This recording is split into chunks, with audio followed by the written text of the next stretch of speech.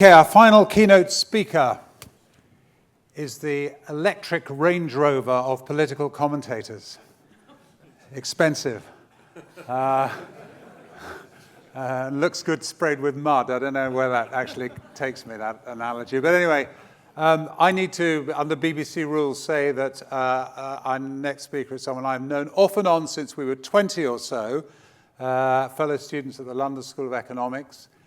He now has an OBE and a peerage, but I'm not bitter.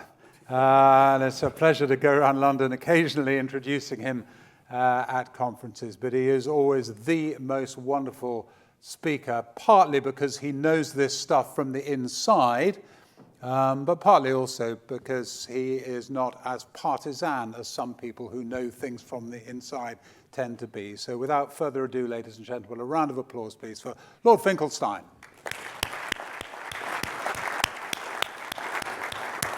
Well, thank you so much, Justin. It's very nice to be here at the end of the day. I did once go and give a speech in Norwich, which took me 4 hours to get there, and there were only 2 people when I arrived, and one of them was the person that had invited me. The other person, I sort of felt I had to say something, so the other person waited I'd finished politely, and then I asked him whether he'd like to join the cause I was there to promote, and he said he would, but it would interfere with the terms of his parole. This genuinely happened to me. Okay, so as we're right at the end of the day, and we've got a short period, I'm going to go through 4 things that can help you understand what's happened in politics this week. 4 things that can help you understand Andy Burnham's arrival on the throne and Keir Starmer's departure. And I'm going to start with the football. I used to write a column for the Times called The Think Tank, and it was about data in football, but not the sort of things that happened occasionally. I was looking at regularities, and it taught me 2 things. The first was not to over-correlate for expert opinion, and the second was not to confuse signal with noise. So if I divided this audience between those of you who know something about football and those of you who know nothing about it, and then I said the worst time to concede a goal is just before half-time, those of you who know something about football would begin to nod, and those of you who know nothing about football will be wondering why that would be a particularly bad time to concede a goal. And those of you who were wondering why it would be a particularly bad time to concede a goal would be correct, because it isn't. When you look at the statistics, it actually doesn't matter when you concede a goal. It's not a good idea to concede it with 10 seconds to go, obviously, when you're equal, but it doesn't really matter if you concede it just before half time. Those of you who know something about football were doing a classic thing, which was you knew something because you watched Alan Shearer on Match of the Day. You therefore decide that the outcome must be correlated to your expert knowledge because you didn't want to be the idiot that knew something only to find out it was irrelevant. The other thing that you do when you write about football is you confuse signal with noise. So everyone knows about form, the idea my team's in form, therefore it's going to win this week. But you can actually measure whether such a thing really exists. So if a team's going to win 50% of its games, you wouldn't expect it to win, lose. You'd expect it to be in clusters. And you can measure whether the clusters are random or whether they have a pattern. If they have a pattern, there's such a thing as form. If they're random, they don't. And it turns out there's no such thing as form. Yet despite that, we actually have a trophy that is given entirely for randomness, which is called Barclays Manager of the Month. Okay, so this is when a period of games cluster of wins coincides with a calendar month, and then you get something called regression to the mean, and you get fired. Okay, and if you want to know what regression to the mean is, yesterday Germany lost in penalties. Everyone says that they're almost infallible in penalties. You win about 80%, you score about 80% of your penalties, and so yesterday they missed 3 of them because previously they hadn't missed enough. So if you look at data, it gives you a better view than trying to get too close to what you're looking at. And this is really important in politics because the most important thing I want to say to you is that people are not following politics. Though you, if you follow it at all, are very unusual. as Justin knows, I was very friendly with David Cameron and I helped write his memoirs. And I did that by going to see him once a month in his flat in Downing Street, and we would talk about the month that had just been. And you may recall that there was a politician called Andrew Mitchell, the chief whip, and as he was leaving Downing Street, he either did or did not call the policeman a pleb. And this was a massive political row. And David was very worried about it. He'd been trying to get the Conservative Party to look less snobby. And there was his chief whip using, the most snobby of terms. And I said to him, this isn't going to make any difference at all. First of all, nobody knows who Andrew Mitchell is. Secondly, people don't know what a chief whip is. Thirdly, people don't read what's in the newspaper about politics, and if they do read it, they quickly forget it. They also don't believe politicians. They also don't believe police officers, and lots of people don't know what a pleb is. That doesn't mean they don't know it's an insult, right? But they don't think it's a class-freighted insult. So we were having a big political debate that most of the public had completely tuned out, and indeed at the next general election it made no difference at all. Lots of people are following politics thinking that everybody knows who everybody is. And I went to a restaurant with a friend of mine. On the television there was a football match, and the football match led my friend to tell the woman behind the counter that I was a columnist who wrote about football, and she was quite interested in that. And it then became obvious I wrote actually about, I brought out politics as well. And she said, now that I'm really interested in. So we began a conversation about politics and the things that she thought about it. And I explained how the Times covered stories. And at no point did she notice that my friend was the Chancellor of the Exchequer. And this is because people really don't recognise big political figures or take an interest in sort of some of the even quite big news stories that you might follow. Justin will remember that in the 2017 election, when Theresa May decided she wasn't going to debate Jeremy Corbyn, a correct decision actually, lots of people later ascribed that defeat to the fact that she'd failed to do that. And I was pointing out to people, how likely is it that a television programme people did not intend to watch would be a factor against her based on people carefully following the story and determining whether she was to blame for the non-appearance on a programme they didn't intend to watch or not. I thought that was unlikely, and I knew it from personal experience because when I worked for John Major, he challenged Tony Blair to a debate. Tony Blair refused, correctly again, because he was miles ahead in the polls, so why would he risk it? And we decided we were going to send a chicken around the country to taunt Tony Blair. And of course, this didn't help us do anything except look like complete fools. But eventually, it wasn't obviously a real chicken. It was an out-of-work actor in a chicken suit. And the more that he saw of Tony Blair, the more impressed he was by him. Until eventually I got a telephone call saying, Danny, we're really worried that the chicken's going to defect to the Labour Party. And it was my job to spend the rest of the election trying to persuade this chicken to stay with the party. And I always say we did lose in a landslide, but the chicken did not cross the road. What unites all of these things is that we're having big political debates, sometimes even about policy matters, and people think when they're watching politics that everybody understands the same thing, that they understand what cuts are, or what inflation is, or what backbencher is, or what whip is, or what constituency is. And often, if they were pressed, they might know, but they don't follow it really very closely at all. In 1997, to give you an example of a policy, the Liberal Democrats wanted to put a penny on tax to pay for education. And our Liberal Democrat-facing candidates rang me and said, really worried that the Liberal Democrats are doing this policy. It seems to be quite popular. So I doubted that anyone knew what the policy was, or that people would want to pay more tax for anything, because they normally want someone else to pay more tax for it rather than themselves. But we got ICM, the pollster, to look into it, and it turned out I was wrong.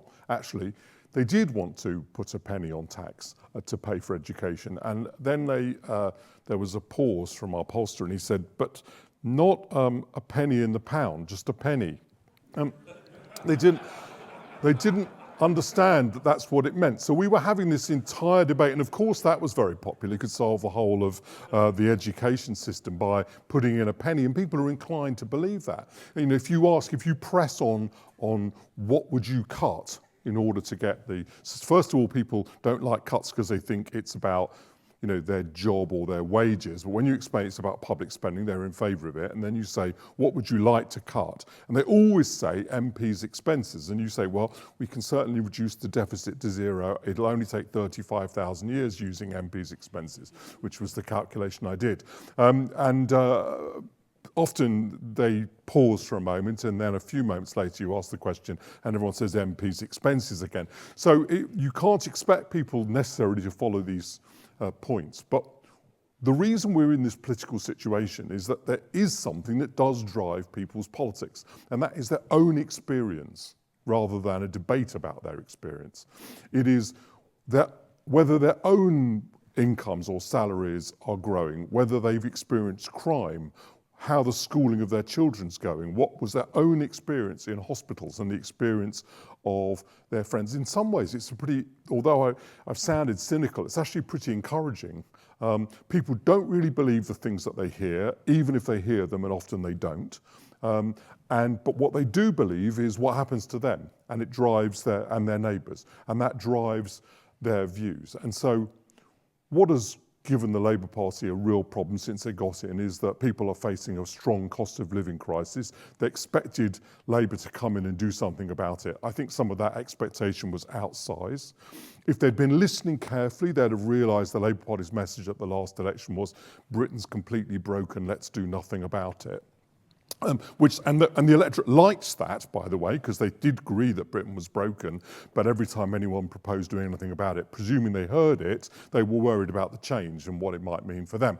But when Labour got in and didn't then do something about it, they immediately became concerned. And this does show that though Andy Burnham has come up now with a number of proposals, I think he's going to have to demonstrate to people that it will make a big difference to them quite quickly, because theoretical models about the government of Britain are really not going to do anything for anybody in terms of what they think. Now, you and I might think, and I actually do think this, there's a lot of argument behind devolving power to large parts of the country, and we can't just have one productive centre or 1.5 productive centres in this country, with some of the poorest productive regions in Europe. But I don't think that'll work politically as a message unless it's backed up by something that makes people feel good quickly, and that is a very big challenge, because then you have to worry about where the money comes from.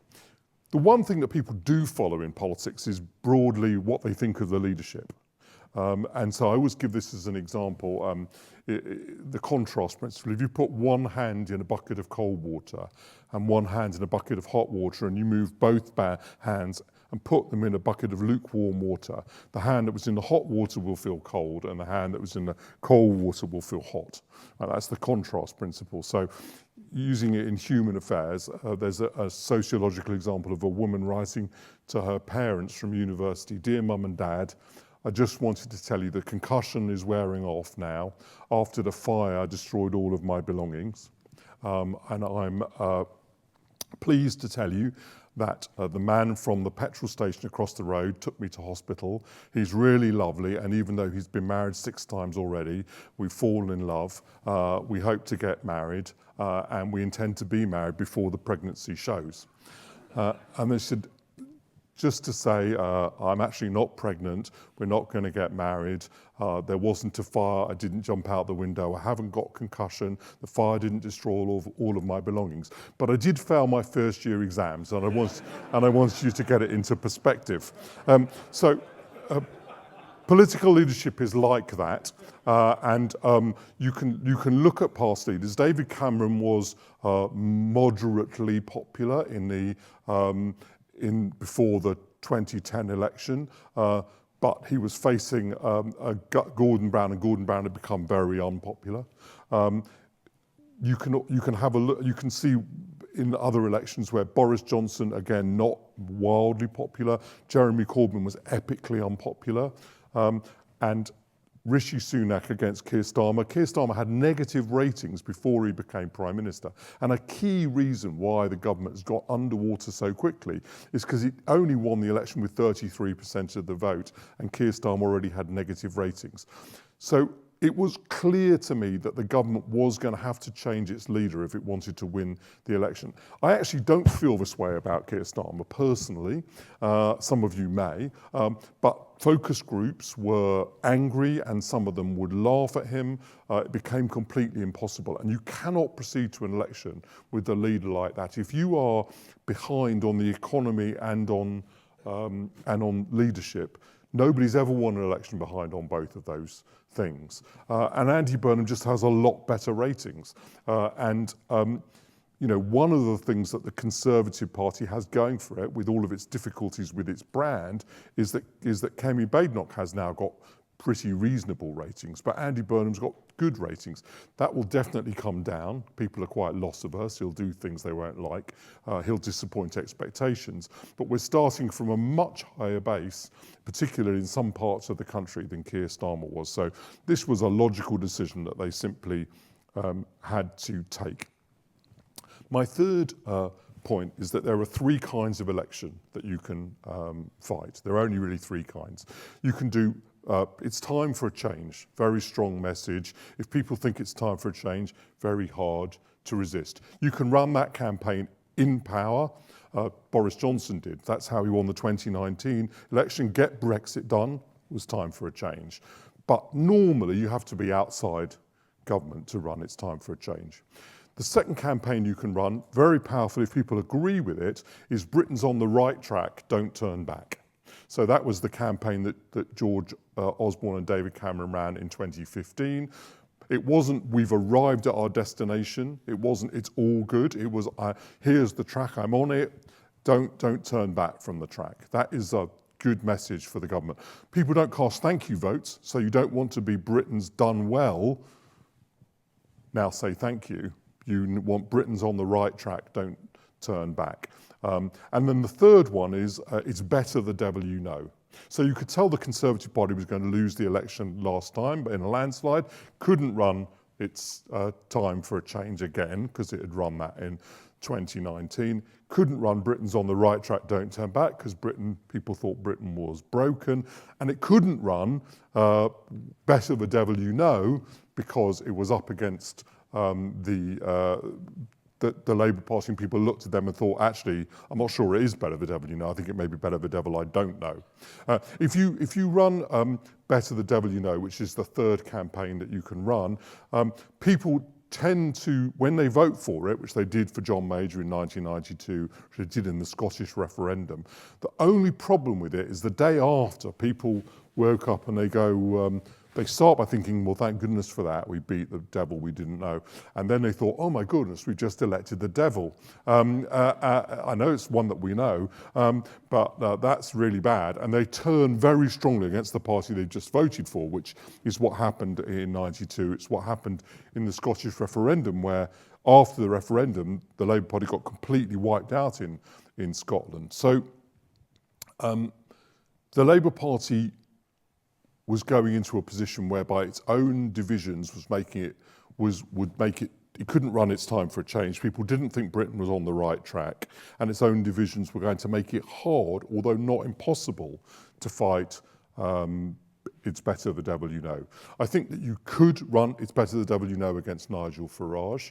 It then, because it presents reform with the really difficult question. In order to defeat It's Better the Devil You Know, you end up softening your policies, and that is obviously what they're against doing.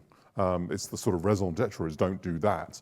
So that it's quite difficult for them to fight on It's Better the Devil You Know campaign, the reform to fight it off. So we'll have to see whether Labour falls back on that. But what Andy Burnham will now be trying to do is get Britain on the right track and don't turn back. Whether or not we were on the right track is difficult to tell, because Keir Starmer never said what the track was. And he was, I know this, he was actually quite irritated when people would make this point to him, that the government needed a narrative. To his credit, in some ways, he thought the whole idea was political speak, and what he needed to do was just do things. But actually, if you're going to run a Britain's on the right track, don't turn back election, people have to know why you're doing it and where it leads. And so that is a bit of politics you simply can't just ignore because you don't like it or because you think it's silly. People need that. I think Andy Burnham's quite a lot better at Keir Starmer at defining what the track is. Whether people will think this decentralisation and rewiring of Britain is the right, is any sort of track they're interested in and is the right track, remains to be seen. I actually think there's quite a lot to be said for it, although I think the idea that every postcode in the country will have growth, well, I'm sure Pinner will where I live, but we'll have to see whether that happens everywhere because I think that's quite a big ask. But it's still a track, people can see it. If you can get people engaged with it and persuade people it will be good for them, because we're all quite self-absorbed. It's got to be good for us. If you can persuade them of that, then I think that's something that could work. So all in all, it's obvious why Labour made the change they did this week. They certainly weren't going to win a general election without it. Although everyone says that Andy Burnham, it'll all be the same within a few weeks and he doesn't stand for anything, I don't think either of those things are true. I think he does stand for some things. They're not things I all agree with by any means, but he's said a lot of stuff's out there. When you read what Keir Starmer thought it was like a masterpiece of blankness, there's an awful lot of Andy Burnham and what he thinks. And I also think the chances that he could make people understand what the track is, make people feel Britain was on it and that might lead somewhere, they're certainly not 100%. They're probably less than 50%, but they're much better than what they had at the moment, which was 0. Thank you. Danny, wonderful. I'm conscious people have got trains and things to go, but does anyone have a question, their burning question they want to ask Danny? Yes, someone down here at the front, and let's get a microphone too, and then lady in the middle there, and that should be it. So brief questions, please, and we'll... Yeah, thanks. It's Toby Richards-Carpenter here from Shoesmiths. Do you think there's any uneasiness in the country about the fact that the Labour Party have sort of stitched things up to get Burnham in and he hasn't actually got a democratic mandate? So people seem to be remarkably uninterested in that. They don't seem to want to have an election. What they actually want is for the Labour Party to do something. I don't think, whether they stitched up for them, they kind of expect that politicians will do what they do to replace the leaders. They're not worried about that. The question Labour has to ask itself is, in order for Burnham to do these things, does he have to go to the country? I think the country would be quite annoyed, actually. I think they would say, we just gave you a huge majority. Sure, you've changed your leader, but get on with it. I have argued for that the right thing to do is to have an election, but I'm actually not sure people really want it. When Ted Heath went to the country in 1974, he asked the question, who governs Britain? And people goes, why are you asking me? You're supposed to be in charge of that. So I think that's what their reaction would be.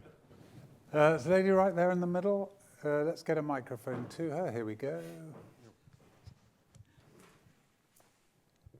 Thank you very much. So I'm a keen listener to Times Radio. And I know there's been an ongoing conversation. Other radio stations are available. I do apologise. Of course. And there's been an ongoing conversation there about, is the UK becoming ungovernable? And I suppose you mentioned before about people care about mostly what's close to them and their own experiences. And my question is, due to social media, where people share those experiences with each other, does that make it more difficult for politicians to stay on their policy track? And is that a risk to long-term change and what Andy Burnham would like to achieve? Yeah, well, I do. So I think there's a lot to do with that, saying that question. I don't think Britain is ungovernable, but unquestionably, social media is fracturing the political system. So if you think about Blockbuster Video, where you used to have like 6 videos you could place on a shelf. So in order for somebody to be a romantic comedy that was on sale, it would have to fit on the romantic comedy shelf. There was physical space. And in many ways, we had that in the political system. There was a limited amount of media space, and in order to fit on it, you had to organize yourself into big coalitions. And the big coalitions could then be for sale, and people would choose between them. Now we've got a kind of online media, there's an almost infinite variety of videos that you can have all at once. You get this long tail, and that means it's viable to be a political party with, it's much easier to do that. So look at how the Greens have gone up on membership, how the Restore political party, which is, as Nigel Farage correctly said, one man in his social media account, how that has grown into a political party where real people, if you want to call them that, have joined. They have done that because of the way that the online media environment works. And that unquestionably makes politics, particularly in a two-party system, more difficult. But I just also, I think, looking historically is my last point. If you go back to the 300 years of prime ministers, we have had clusters in the past of prime ministerial departures. And it's possible, having listened to the beginning of my talk, that is simply random, right? They're random clusters. But actually there is a pattern which you can detect. And the pattern that you can detect is that these happen at big moments of change in the media environment and social change and economic change, which takes place. It puts a lot of pressure on existing coalitions, and it doesn't change until someone comes along with an inventive political idea that reconfigures the political system.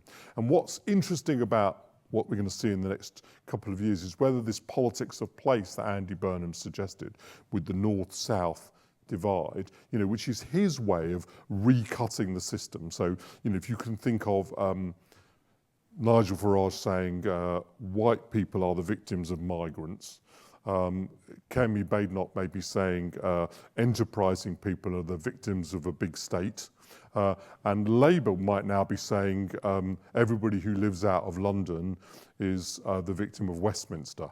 Right? In other words, create a coalition with a different political idea, and I think that could work. And until we get someone imaginative enough to create a coalition like that, we'll keep revolving prime ministers. But I think we will get that, and we'll see who it is. Danny, thank you very much.